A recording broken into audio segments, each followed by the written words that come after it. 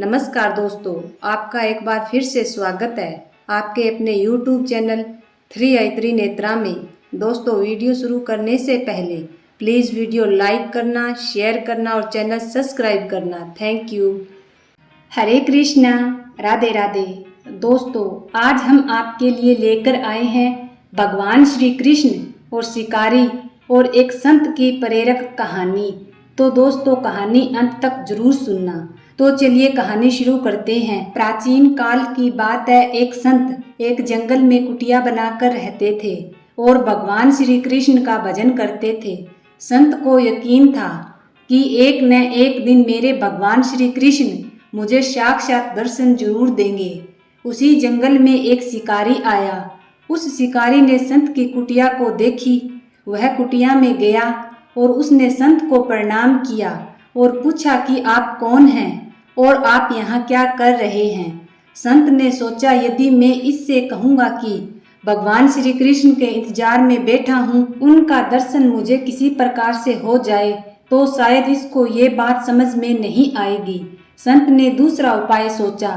संत ने शिकारी से पूछा, पहले आप बताओ कि आप कौन हो और यहाँ किस लिए आए हो। उस शिकारी ने कहा कि मैं एक शिकारी हूँ और यहाँ शिकार के लिए आया हूँ। संत ने तुरंत उसी की भाषा में कहा, मैं एक शिकारी हूँ और अपने शिकार के लिए यहाँ आया हूँ। शिकारी ने पूछा, अच्छा महात्मा जी, आप ये बताइए कि आपका शिकार दिखता कैसा है, आपके शिकार का क्या नाम है, हो सकता है मैं आपकी मदद कर दूं।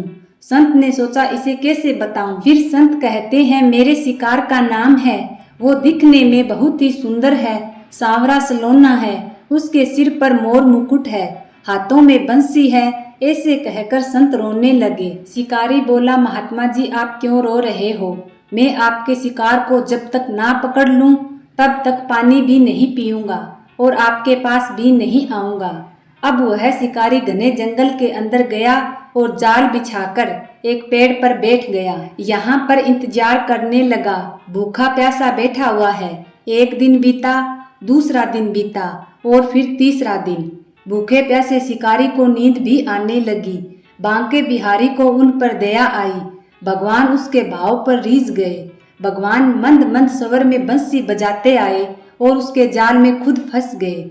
जैसे ही शिकार को फंसे हुए शिकार का अनुभव हुआ तो तुरंत नींद से उठा और उस सांवरे भगवान को देखा।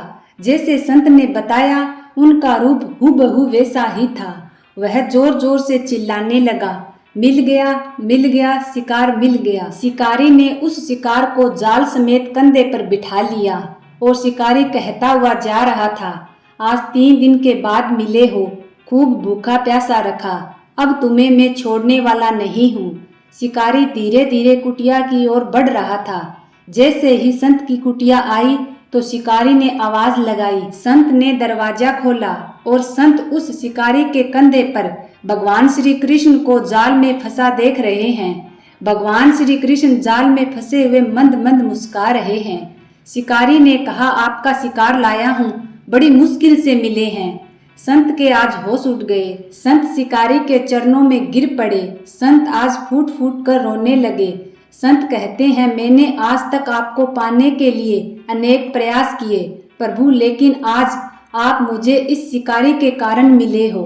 तब भगवान श्री कृष्ण बोले, इस शिकारी का प्रेम तुमसे ज्यादा है, इसका भाव तुम्हारे भाव से ज्यादा है, इसका विश्वास तुम्हारे विश्वास से ज्यादा है।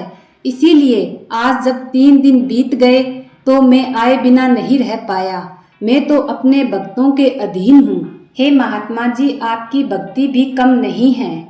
आपकी भक्ति फल से मैं इसे 3 ही दिन में प्राप्त हो गया। इस तरह से भगवान ने दर्शन दिए और फिर भगवान श्री कृष्ण वहां से चले गए।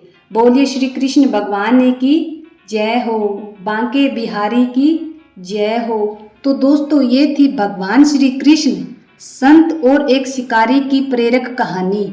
ये कहानी आपको कैसी लगी कमेंट बॉक्स में लिखकर जरूर भेजना।